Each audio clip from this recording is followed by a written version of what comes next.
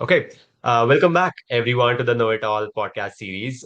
If you're new here, what we do is to bring guests from a variety of industries over on the podcast, and they help share their journeys, their experiences, and stories with all of us, and help us learn from their experiences. So today we have again an amazing new guest here, Vanda, here with us. So maybe I'll hand it over to you, Vanda, and please help us introduce yourself.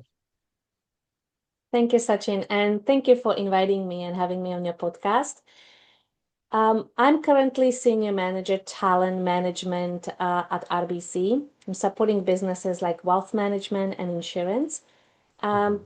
and this is fairly new role, but I've been with RBC for many, many years, close to 20 years, over 18 years, and so many different roles within HR Mhm. that I was able to try, explore, and really that's where my passion is. But in addition to being HR professional in corporate environment, I am as well life coach, and so in my spare time, I do a lot of coaching and mentoring, whether for recent immigrants, young people, usually students or graduates, and women. That's really where my passion is outside of work. Sounds amazing. A lot of work around people, work with people, which again is not quite easy, I would say, right? Because again, you're working with so many different types of people. So was this something that you always like wanted to do? Like, did you feel as if you were always like a people's person, or do you want to get into this space, or was this something that happened over time? I find that when you look back at your Mhm. career or your life in general, you'll find things that will connect very different experiences and passions you might have. And the same happened to me. When I was very young, I really admired and wanted to pursue theater. I wanted to be an actress. And what really caught my attention is how actors can step into another person life and role and portray that life to the audience. And I was Sure. fascinated by that understanding of somebody's inner life. Mhm. But then I was more practical and I didn't pursue acting. I studied psychology. And I think, that was connection. It looks like very different things, but Mhm. ultimately that interest and curiosity about human nature and psyche was that thread that connected those two. And after school, I had many different roles, but then somehow I find my way in a corporate environment where I work in HR from fairly early on. And Mhm. a lot of my roles were really around understanding how I can help and activate somebody's potential. So Right. not as much really process oriented work in HR, but always roles that had that component of either coaching, leading people, or finding programs and projects that really spark somebody's interest in pursuing something more and really stepping into their own potential.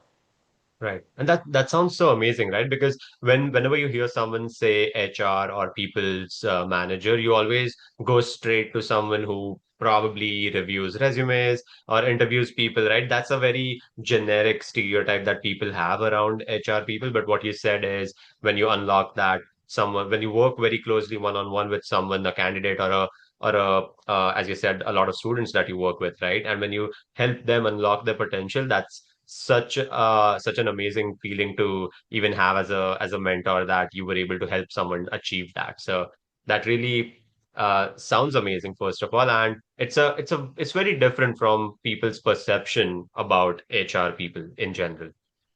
If I can maybe add, a lot of people think about HR when somebody is in a problem, has a problem, or Uh, somebody, is about to being fired, or there is right. an issue. They think, oh, HR will tell us what we cannot do. But I really see HR as being a guardrail for business to find a way that is very human centric and so looks at Hmm. employee and what is best for everyone. And I think even in very complex and difficult situation, as maybe if there is code of conduct breach or if there is some employee relation issue, there is opportunity for both manager to find that leadership and opportunity to grow from the situation and for employee to understand and process and learn from it. So I yes, see. sometimes it's very sensitive and difficult, but I think there are just as well great opportunities to grow as a human, even outside of context of work. Exactly. Very well said. Very well said. Okay, maybe next question that I have is, were you like when you came to Canada, were you like an immigrant? Did you come as an international student? And when was it, and how was that journey? Like how far behind are we going? Yeah, well, we are going very far in a history on a history lane. I came to Canada when I was 27 or 28. So I already started my career in another country. I came from Slovakia. Okay. And maybe funny story about my move to Canada. I came here because of my husband, and I see. he was Canadian, and we met in Europe, and so I came with him. He is Slovak as well, so we spoke Slovak. And coming to Canada, I barely spoke English. Oh So wow. at that age, I already had my university done. I already started work in biggest bank in Slovakia, Hmm. and I came here and suddenly I didn't have language skills to even find professional job. Sure. I didn't know anybody, and I really had to humble myself to very different place and to start, as I say, from scratch. I Yes. worked for 2 years in cafeteria downtown. I don't think it exists anymore, but it was in CBC building in a lobby called Ulala. And I Oh, had my uniform with right. head with Ulala sign. And so maybe story that is very similar to so many immigrants. You're working with fast in a fast food or customer Sure. service type of role, very different from what you trained for, what your Mhm. ambitions were, and what your dream were coming to Canada. Sure. But as well, now, of course, with time, I look at those times with a lot of gratitude. What I learned, I had Hmm. opportunity to interact with very different people. I work in a cash register and I had Right. to serve people, and some were very kind and some not so much. And I Yeah. really learned how to deal with those situations. And I think it's very transferable to as well professional environment. Or if you are entrepreneur, you will have interaction with very wide range of people. Yeah. And so I really kind of step by step had opportunity to learn culture in Canada, different cultures that I wasn't exposed to Right. before. And so I see it as a um, not really step back, but as a my learning period about Hmm. what I want to do next. And because suddenly I had as well question at front of me what I want to do. Do I want to continue in HR? Do I want to do something different? I had psychology education, so I could step into different careers. So there was a big Right. question what Hmm. I will pursue. So Interesting. That's a very interesting journey because even though you were an immigrant, you were pretty well established back home. But still, when you come here, you do have to kind of start from a scratch at some point, right? Because you again are coming to a very new environment wherein you don't know what to expect and how it will turn out. But that's again an amazing story. A lot of learning curves, I'm sure, along the way. So maybe if I go back in that time, how would you compare the job search process back then versus what we are seeing now with even like the AI stuff getting integrated so well with the job search process? How was it back then? it's easy and difficult to compare because when I was searching for job when I came 20 years ago, it felt very difficult. But Right. I'm sure a lot of people who come to Canada nowadays, they would argue that is more difficult now. So it's really, which shoes you're Relative. wearing at the moment.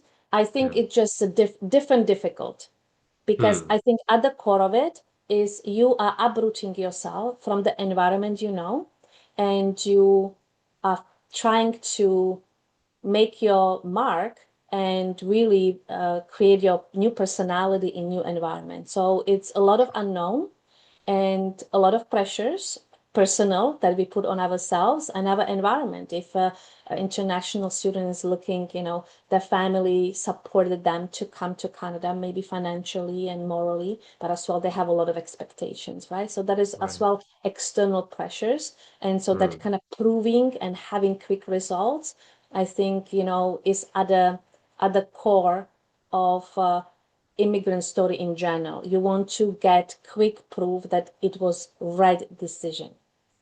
Right. And sometimes it doesn't look like it at the beginning. Sure. So I think at the core is the same story. Hmm. Uh, from what I can observe, I think now there are way more services and programs for immigrants, which Right. on other hand can create as well this overwhelm of where to turn and what to choose. But I do remember that me having strong accent, I really had hard time to pass interviews with Hmm. HR because HR was quite Canadian type of job, if I can say so. Got I it. think now I can see way more diversity in a corporate environment. I see. Got it. Makes sense. Okay. And if I again continue building on top of that question. So I've interviewed a couple of other guys who were in a similar time frame as you. They came here 10, 20, 25 years ago. And they mentioned a few things around the job search process wherein handing out resumes in person was also a big thing back then, which is maybe not so prominent nowadays, right? So what's your take on it? Like, do you think that's still something which happens today, or is it something that should happen today with AI and everything going on? Um, if it should happen today or not, I kind of feel that because hiring is such a relationship based activity, and whether you go through very formal process of submitting your resume online and having interview, it's still a lot based on that interaction you have with somebody. Exactly. I can see that nowadays it's very difficult to go to big company and say, I want to give my resume to HR. You will Yeah. probably not get anywhere. I can totally, like, I'm thinking about our company, Hmm. and I know that the resume will not get to the right hand and you will not Yes. find the right person. Just Hmm. getting way more complex. So it's really difficult to do that, bringing resume to HR. But when it comes to small businesses, you still can bring your resume and talk to owner or talk to manager. Let's say if it's a store or small business that you know that they have, of course, public office that you can go to. So I think this is still possible. And as well, you can still approach people who are not necessarily recruiters, but maybe they might be hiring managers. And Hmm. whether you hand your hard copy or it's maybe just symbolic of I'm handing you a little bit, giving you my background information about my background. And I Right. think nowadays it's actually easier in some way because you can do it through Hmm. LinkedIn. Yeah, You can that's do true. it online. And I think it's easier and you get access to more people that you would do if you have to hand your resume on a paper. So I think today it's easier to reach people and to reach Hmm. variety of people than it was before. Interesting. Got it. Okay. Okay. And maybe if I just pivot a bit from this job search process. So, is there any specific niche that you usually work with, like candidates from a specific niche, like tech or maybe marketing, finance? Is there a specific niche that you work with? So in my current role, I do not Mhm. recruit directly. In a Okay. large organization as RBC is, you would Mhm. have a dedicated team that does recruitment. I You see. would have people then who are in a business and they are so-called hiring managers. So they will hiring for that team, but the recruitment will do all the front end work, posting position, looking at resumes, doing some pre-screen interviews, and then present to hiring manager only final selection of recommended candidates. So now I did started my career at RBC as a recruiter. So I was Hmm. at that sort of kind of end of the process. Okay. In my current role, I would be more as a hiring manager. So even though I'm in HR, I actually manage a couple of programs that are for business, programs that are rotational program for recent graduates. Yep. One is for investor services and one is for wealth management. And I so see. in that capacity, I do actually have opportunity to look at resumes that I receive from recruitment, and I Hmm. do my interviews and make decisions about hires. So Okay. if you have kind of question about that process, now maybe from position as a hiring manager, I can wave in something as well. Yeah, definitely. We would love to hear that. And just when you try and maybe give us a few pointers around it, what is throughout your recruitment and now your the new role that you have transitioned in, what is this one constant thing that you have seen throughout the resumes, which is something very wrong, but the candidates probably don't understand that or work on it and improve it. So is there something or maybe a specific area in the resume that you feel definitely needs to be looked at? I'm a very practical person, so when I'm coaching somebody about the resume, I Hmm. go with basics, which very often people overlook. And Right. basic is that we all know that people who are looking at resumes spend just few seconds at the beginning to screen. And Yes. so take your resume and look at it as if it's not your resume. Okay. What I mean by that, look at it. What is the formatting of it? If your font is 8, Hmm. which I saw, or 7, just so you cramp everything to one page, Yeah. people don't want to read it. They just skip it. Subconsciously, we cannot make a sense of too small Yes. font.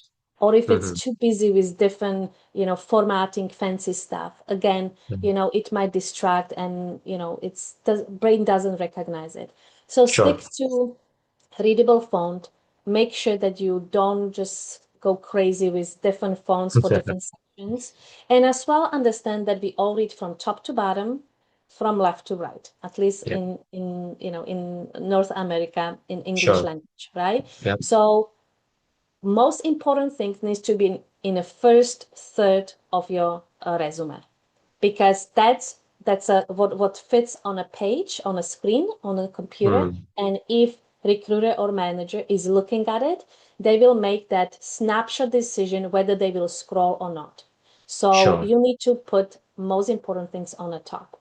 And it can change, depends on what role you are applying for and how much experience you have. So I'll give you example. If you're a Hmm. recent graduate, your education is probably your selling feature. So you should put your education as a leading magnet for person to scroll down. In my Hmm. case, my education is really, really like outdated in a way. So Yeah. my education is at the end. I still have it on a resume, but I'm leading with something else on my top, Experience. right? Yeah. And as well, it's good to have on the top maybe key skills or key Hmm. project. Depends again what role and what you're selling for. But logic, first third of your resume should be really your almost like a most selling feature for the job you're applying. And Awesome. Yeah. sometimes people have, this question, 1 page, 2 pages. I Yes. always go by, quality over, making decision on quantity. If you're a recent Hmm. grad, if you're a student, most likely you can squeeze to 1 page. If you have a Hmm. lot of experience and it's all very relevant, then, cutting down content for the sake of staying on 1 page doesn't really help you. Okay. So, like simple judgment, if you look at your resume as a reader, not Hmm. as a person who wrote it, I think that's the best advice I can give people, because there isn't one rule that applies to everybody. Very true. That's very well said. And I just to counter you on the last point which you mentioned, right? I've heard some mixed thoughts on this 1 page, 2 page resume, wherein one more line of thought which I've heard is if you are experienced professional, right? You probably are well ahead with if you go with just 1 page resume, since you can focus only on your experience Yeah. section of your workplace, right? Because that's what you want the recruiter or the hiring manager to look at. And let's say if you're a new grad or an early career professional, wherein you don't really have a lot of experience, but then, as you said, you have education, you have a lot of side projects that you have worked on, maybe you can put all of that in your resume, which then ends up becoming a 2 page resume. So, do you think that that's a Interesting. valid? And you know what? That just maybe proving the point that Yeah, there are many different point of view on the topic, but as well you have hiring managers and recruiters who have maybe different preferences. And so very you true. cannot really know and create one bulletproof resume. So Hmm. I find that if resume represents you and if you really feel confident that this is how you want to present yourself, that's the best way to go, because you will most likely cover majority of people that you do want to attract. And there Yeah. might be still outliners, that will look at your resume and say it's too short, too long. But in my opinion, you do want to share information because that's your one shot to present yourself and up until interview. So you Hmm. don't want to be too windy and have multiple pages because that shows that you cannot be concise. But Yeah. if you're too concise, you might not stand out. Hmm. Hmm. Right. So I would rather go to second page. I would not go to third, fourth, fifth, and sixth, but I would Right. rather go to second page to make sure that I really provide scope of my experience in a way that can caught attention and reader can appreciate rather Hmm. than sticking to one page. I see. That makes sense, But definitely. it's And then it's definitely for debate. yes, and then it's like you have to figure out a sweet spot that works for you, right? So uh, the jury's still out on one page, two page, just I guess. Okay, so maybe if it's okay with you, and if you can share us, what does a day in a life of a senior manager or the new role that you have stepped in looks like? So how does your day look like? Every day looks different. Hmm. Every looks different, and I think nowadays many roles would probably have that component that you have diversity in what you do, Yeah. unless maybe role is more technical and you do support where you kind of getting requests and you processing them. But because I'm managing rotational programs, I currently have 18 people who report to me. So at Oh, any given day, I would have at least one conversation with my employees. We would have a one-on-one conversation. I have regular meetings with them, so I would have at least one of those a day.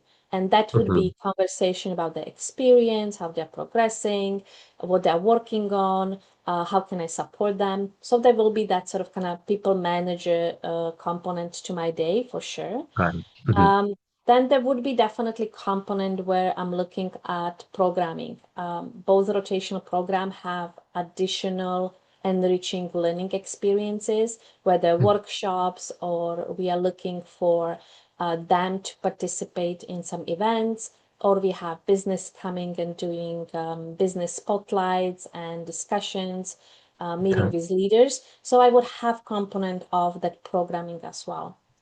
I might be Yes. preparing presentation for senior management team meeting, showing progress or having some sort of update. And there is component as well where I interact with my immediate team, and our team Mhm. supports all HR business partners that work in wealth management and insurance globally. And so we would have different initiative always going on, and that Got could it. relate to talent planning or year end or we are starting year. So now our fiscal year is end of October. So we Yes. are really deep in year end reviews, Hmm. compensation, and Yes. all that comes with fiscal year end, and already planning beginning of next year. So that is Next always financial. doing what is on a hand, and as well planning next phase.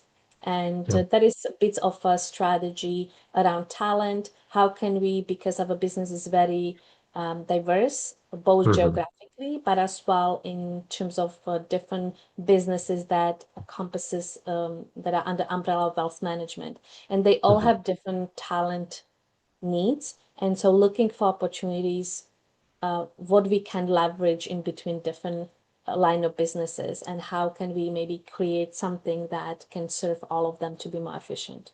So it's project work, program work, and people Hmm. management work, and that Right. all would be somehow spread out throughout the day. Wow. Okay. Seems like a very, very busy day.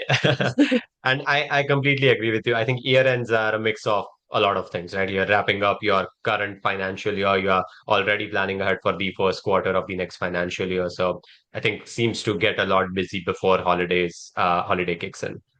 Yeah. And just a fun note, this moment I'm already interviewing, so I'm as well deep down in interviews because we are hiring for our next year for Uh, summer oh, wow. cohort. So we are doing interviews now. So I have for next few weeks as well, almost every day interview. Amazing, amazing. Yeah, and I do know this that banks especially at least have like this 4 month of hiring cycle wherein let's say if you wanna get hired in summer co-op or summer position, you usually start the entire process 4 or 5 months before that. So as you said, if you're hiring for summer, you start around November, December. That's the ideal timeline where you get started. Okay, sounds good. And out of this whole busy day that you have in your 9 to 5, what is it that you do to relax yourself? Like, what do you do for fun? What I do for fun, at RBC, we have a lot of opportunities to participate in learning that we just sign ourselves for. So not, Okay. of course, there is some mandatory learning, but there are a lot of opportunities to do some enriching activities, whether it's a learning, so Hmm. self-paced, but as well we have a lot of webinars and online programs that are either live or you can watch recording. And we do have as well enterprise programming, and we can sign up, we can participate. We have employee resource group. Many large companies would have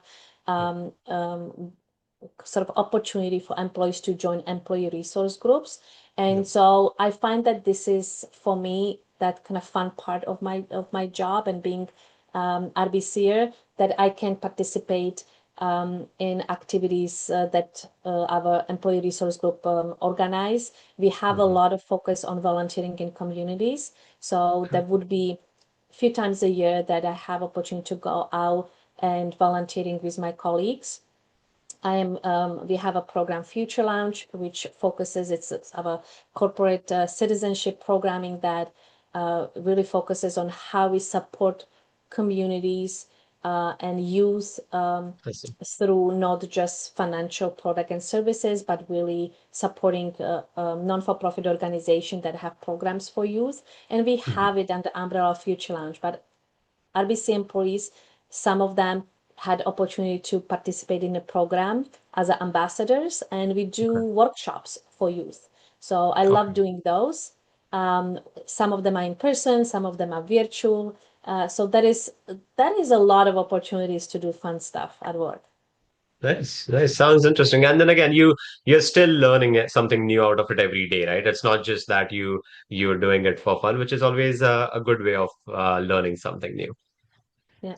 And meeting, Awesome. big organizations tend to be quite complex.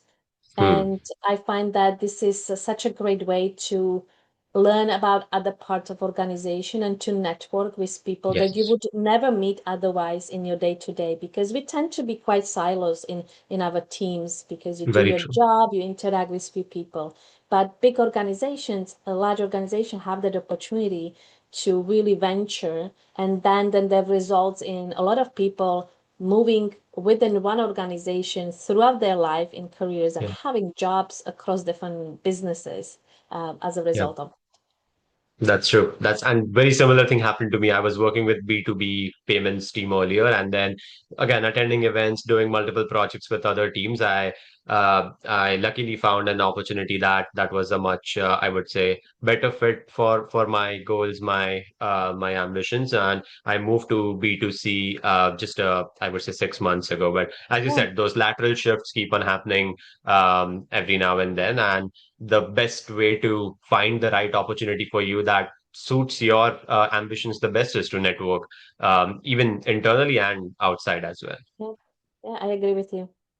Awesome. And then I remember we had a conversation around like obviously outside your 9 to 5, you're a career coach, you help work with a lot of students as well. So maybe let's talk about that. And one of the main issues that you personally have seen out there is a lot of issues around mental health, a lot of things around mental health, right? So what's your take on it, and how do you probably see that we can create a difference or maybe help people with those kind of issues. Thank you for the question, Sachin. I find that I do coaching that is career focused, but as well life Yeah. coaching. But I would like to maybe now focus on career coaching, because when people come to me and looking for life coaching support, they usually already are in a place where they're thinking about how they can develop themselves, how they can pursue dreams that they have. So they already are in a place of really committing and investing in themselves from the mental health perspective as well. With career coaching is usually slightly different, and very often people think about career coaching as, okay, tell me what I need to do. Should my resume be 1 page or 2 pages? How do I Right. send a message on LinkedIn, right? It's very perceived as very tactical piece. But I Yes. find that, looking for a job is extremely stressful time of our lives, Sure. because Yeah. you most likely don't have a job, or you have a job that you don't like, or for other reasons you need to change or want to change. So you are Yeah. already not best place, right, to start with. Then you're looking for job, meaning that you don't really have guarantee what will happen and when it happen. And you literally, with every time you apply for job, you are almost asking universe, or you're putting it out there, here I am applying, and let's say not getting positive response, either Right. not getting any response, or um or getting decline. And Yeah. it's difficult not to perceive as a personal Hmm. issue. And Yes. so I find that this is time where we are very sensitive and very vulnerable. And I really would encourage people to think about that part of themselves when they are in a job search period, and find the ways how they can anchor themselves in themselves. Because applying for job is very external validation process, right? You Yep. literally asking somebody to tell you that you are good enough to get a job, right? Right. I know that on logical level we understand that this is not it. This is Hmm. not a validation, and we are good even without getting that job. But it Yeah. is on more maybe subconscious level, it is about being declined. And very True. often is as well financial stress that we have during the time. So finding the ways how you anchor yourself during the time in really your personal values and who you Hmm. are, and what you have to offer to the world in general beyond the job. And I Hmm. think that can really help people to stay more anchored and deal with rejections better. But there are very practical and easy ways how they can do it as well, through whether it's a meditation or having friends who know Hmm. that you're looking for job and can encourage you. Like, having support of people around you is important. Job search is not and should not be lonely journey. So there are a Right. lot of things, I can talk on this topic for hours, but definitely just want to bring attention to the issue and topic, not issue, but more topic. And when Yeah. people realize that they need to take care of themselves from mental health perspective, I hope that they start building some habits, or they focus on activities that help them to do so during job search. Yeah, no, that's very well said, and I think it's not just to like add to what you said. It's not just the job search which like people get frustrated, or they feel as if they're not validated enough from, but also they are stepping into a completely unknown territory, right? Being an immigrant, coming to a completely new country, starting from scratch. And a lot of students or a lot of people who come here probably don't have their family members or Yeah. extended family members here to support them. So it's a completely uncharted territory for them. So even that unknown factor in their life is also, I think, a huge contributor to this whole issue or the stress that people Yeah. go through. And then, as you said, the financial, maybe we don't know who is going through what kind of a situation, and people often get so deep down in that rabbit hole that it becomes very difficult to come out of it. So again, I whatever number of students that I work with at Seneca, or maybe in general here, the only one question which I always ask them, and I've never ever gotten a very good answer around it, is the very same question which I asked you is, what do you do for fun, right? Mhm. Because in your daily life, you get so much involved in things that you want to do just for survival, as you said, be it job application, be it working your part-time job just to, make your ends meet. You have your academic workload, which is again a different kind of a pressure which you Mhm. have to manage. So around all this, what do you do for fun or what do you do to relax? And like students often get very confused as to, oh, I've never even given this a thought. Like I've, or rather, I didn't even have time to think about it, right? And that's something that we need to address very much. Sachin, I actually love that question. What do you do for fun? And I'll tell you a little bit sort of from psychological perspective what Yep. is behind it. You mentioned that when we are in that stress of looking for a job is very survival mode, right? It's Hmm. very often survival mode that we operate in. And what we do on physiological level when we are in a survival mode, our attention focuses is much like very narrowly Yes. on one thing only. And we don't see opportunities because we are very narrowly focused on one thing. Yeah. Our body is in a survival mode, so it directs energy only to what is needed, and you are not looking for connection. So when you Hmm. bring fun, what it does is that fun is about curiosity, Yeah. right? And it's about creativity. And creativity and curiosity have no place in survival. So that Right. those two cannot function together, right? You when you are like I know we always use this when you're chased by lion. I don't know why this sticks so much with everybody, that Right. survival symbol. But when you are in survival mode, you cannot be curious or playful. That's not the Hmm. time. So when you bring a little bit of that, you little bit stretch that survival container, and you Got it. might see more opportunities. Hmm. Because I totally can see when somebody is very stressed and in that survival mode when they're looking for job, they don't they cannot even think about possibilities or what else they Yeah. can do, who Exactly. else they can approach, how else they can see the situation. They see it only Mhm. in very black and white way, and they Right. see it only yes or no, and it's very narrow. So I love that question about fun because it really brings opportunity to a little bit expand, Yeah. and it allow us to actually see more opportunities, and most likely we will be in a better position to look for something new. True. And then it's I always love that saying that all these kind of networking events or any fun activity wherein you go out and you do something out of your comfort zone, it always, you never know which hidden door is waiting for you to open it, right? Like you never know there's an explored opportunity waiting for you out there, but you just had to do something which you were not doing before. So that always is a surprise. There's always a surprise waiting for you behind that door.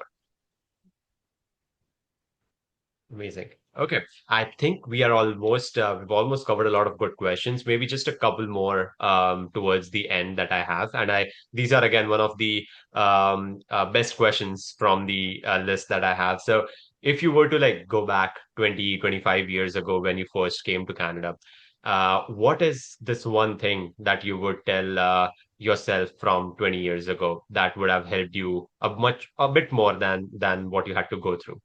Mm-hmm. Tough It question is. for sure. And it's good one because we can ask that question as well when we are at the beginning of the journey. So Yes. you can ask the question somebody who is at the beginning and saying, think about, in 20 years, Hmm. what would you tell yourself to do today? Yeah. And it's amazing how people come up with things that they don't think about and or they Yes. but they should, right? Yeah. Um, I think I would advise myself to be definitely bolder Hmm. in my actions and claiming what I'm interested in a little bit more clearly.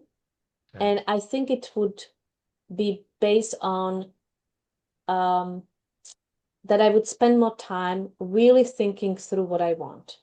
I think Okay. at the beginning of my career, I really much focused on just progressing in career or assume progression that Hmm. happens. And as well, I thought that my manager will tell me what my next role should be or what I'm good Right. at. I Hmm. was maybe shy or not really clear about my strengths. And so I let others to guide my career in a Right. way. And it was all good. It was all Hmm. good. But I think it took me longer because I was waiting, because Right. I wasn't clear enough, and because I wasn't clear enough about who I am and what I want to do. Hmm. I wasn't bold enough, right? Got it. Um, and you probably, when you see people who are really driven, they with such a clarity can tell you what their purpose is, or who Yep. they are, or what they're good at. And so I Hmm. think that clarity supports boldness. But those two things, I love to see young people who have that. And it can Right. change, like Yep. you are not signing contract for life, but Yeah. if you can articulate in a moment, this is what I want to do, this is what I want to explore, and this is what I'm good at, then you really get let people know what it Hmm. is that you want, and they will help you. Because That's again, true. it goes to that we very often think that we need to work ourselves, alone, and that we need to prove ourselves. But if you allow people around you to support you, Hmm. you can go faster or further. That's true. No, that's very, very well said. And I've noticed this. I'm not sure if it's more of an immigrant thing. Like even back home, the work culture is very different than it is in North America. And again, a lot of international students or even people who have had previous industry experience back home when they come here and when they are looking for job, they find this very amusing when I say that you should always, talk about your wins or maybe have like a brag sheet is what I call it about your wins. Like note down your wins and always like claim them, take credit for what you have done, and just be vocal, be visible about what you have done to make a difference, right? Because back home, it's not much of a very common manner to do it. So I'm not sure if it's more of an immigrant thing or a mentality which people have that, I should be a bit more conservative around this, or maybe I should, as you said, people are more shy or they are in like a shell of themselves, and that slows down their growth in the long run. So that That is definitely makes definitely culture component, and that cultures were actually encouraged to be even more vocal than maybe we are here in Canada. right. So it definitely there is cultural component, but I would say to that cultural component becomes part of your story, and it Hmm. becomes part of your excuse, because I think that there are different ways how you can make yourself visible, Right. right? There is usually when people are not comfortable, they would say, "Well, I don't want to brag," Hmm. Hmm. right? Hmm. But if you say, I really want to let people know because this is very helpful what I'm doing. Yeah. It's about impact. Yes. Suddenly sounds positive, doesn't it? But bragging doesn't sound so, right? Yeah.